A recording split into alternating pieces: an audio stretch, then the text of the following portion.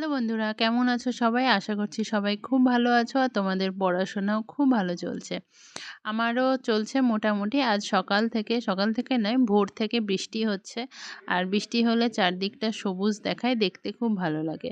আর ঠান্ডা ঠান্ডা ওয়েদার। আমার আজ ঘুম ভাঙতে দেরি হয়ে গেছে, 6টার পার হয়ে গেছিলো। যদিও 5টায় অ্যালার্ম দেওয়া ছিল, অ্যালার্ম বেজে বন্ধ হয়ে গেছে, মানে ঘুমের মধ্যে কখন বন্ধ করে দিয়েছি। তো যাই হোক, উঠলাম, উঠে ফ্রেশ হলাম, ফ্রেশ হয়ে বসেছি ম্যাথ করতে।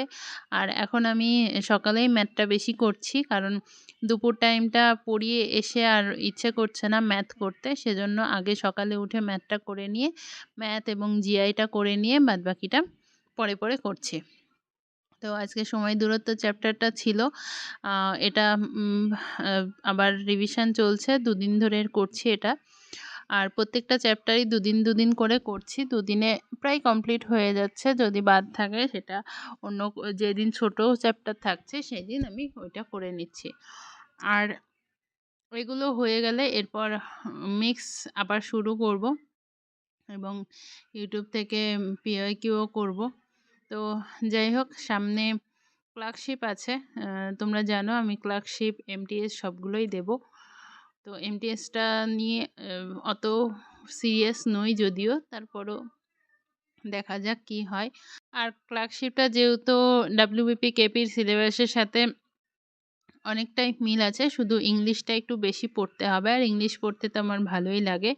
জিআইটা এখানে নেই, থাকলেও কোনো অসুবিধা হতো না। যাই হোক, আর ক্লার্কশিপটা যেহেতু নভেম্বরে আসবে, তো আমি বলবো যারা ক্লার্কশিপের ফর্ম ছেড়েছো এটাকে একটু সিরিয়াসলি নাও।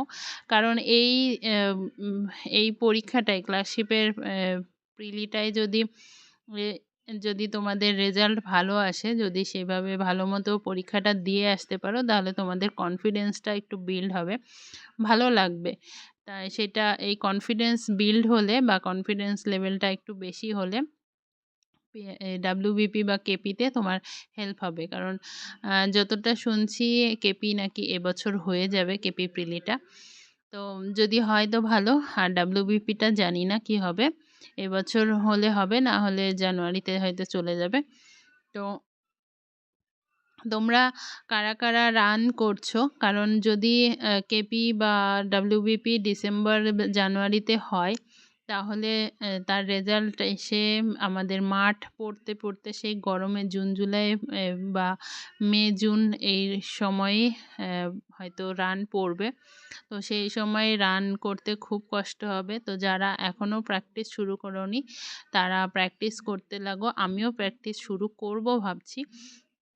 তো এটা একটু তোমাদের সাথে সেজন্যই শেয়ার করে নিলাম, কারণ এখন থেকে যদি যারা একদম নিউ আমার মতো, কোনো দিন খেলাধুলার সাথে যুক্ত কখনোই ছিলে না, তারা অবশ্যই শুরু করো। আর যারা প্র্যাকটিস করতে বা যাদের কোনো প্রবলেম হয় না, কিছুদিন অনেকেরই বৃষ্টির জন্য বাদ গেছে প্র্যাকটিস, তো আবার নতুন করে শুরু করো। রেগুলার না পারো সপ্তাহে 2 দিন 3 দিন করে রেখে প্র্যাকটিস করো অল্প অল্প করে, কারণ গরমের সময় কষ্ট হবে অনেকটা বেশি।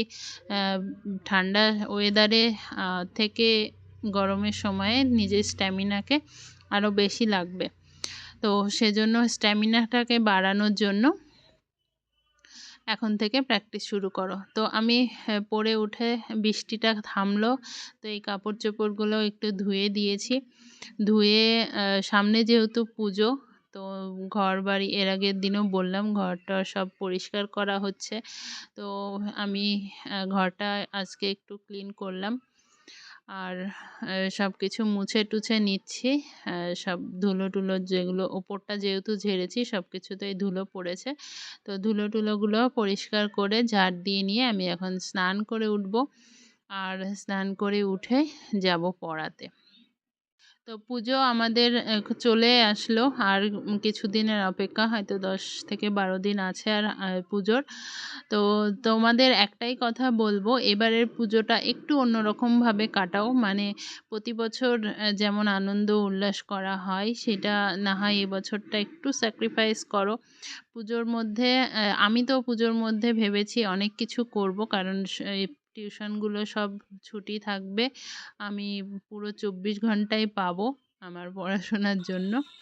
তো সেই জন্য ভেবেছি অনেক কিছু করব, অনেক কিছু নোট করার আছে এবং এক্সট্রা কমপ্লিট করব, যেগুলো আমার গ্যাপ আছে বা ঘাটতি আছে, সেই ঘাটতিগুলো পূরণ করে নেব। তো তোমরাও চেষ্টা করো করার। তো আমি পড়িয়ে এসে খাওয়া দাওয়া করে একটু শুয়েছিলাম। তো তারপরে পড়তে চলে এসেছিল। পড়িয়ে উঠলাম, তখনও বৃষ্টি হচ্ছিল। উঠে তারপরে হাতে আরেকটু টাইম আছে, এই টাইমে পড়াতে পড়াতে অবশ্য আমি ইয়েটা করে নিয়েছি, কারেন্ট অ্যাফেয়ার এবং স্ট্যাটিক জিকেটা করে নিয়েছি। এখন জিকেটা নিয়ে বসেছি, 1 ঘন্টা 1.5 ঘন্টা মতো হাতে টাইম আছে। এখন জিকেটা পড়বো, পড়ে তারপরে আবার যাব পড়াতে।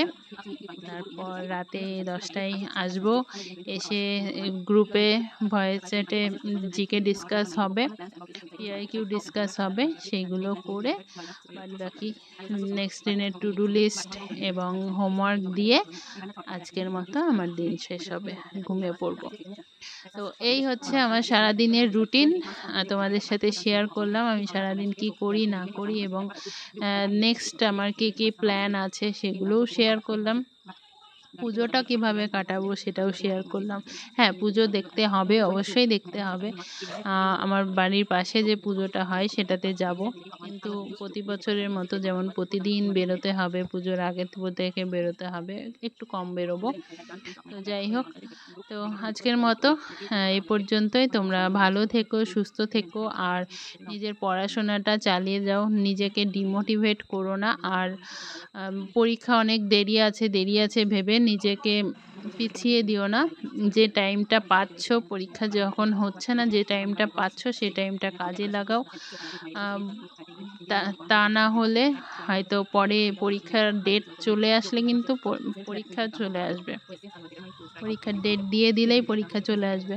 তো তখন যাতে আফসোস করতে না হয়, পস্তাতে না হয়, সেজন্য এখন যে টাইমটা পাচ্ছ সেই টাইমটাকে ঠিকমতো ইউটিলাইজ করো এবং নিজেকে সময় দাও, নিজেকে ভালোবাসো এবং সব সময় মোটিভেটেড থাকো।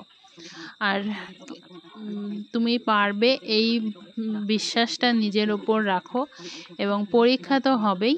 তো চলো, আজকের মতো টাটা, ভালো থেকো, সুস্থ থেকো।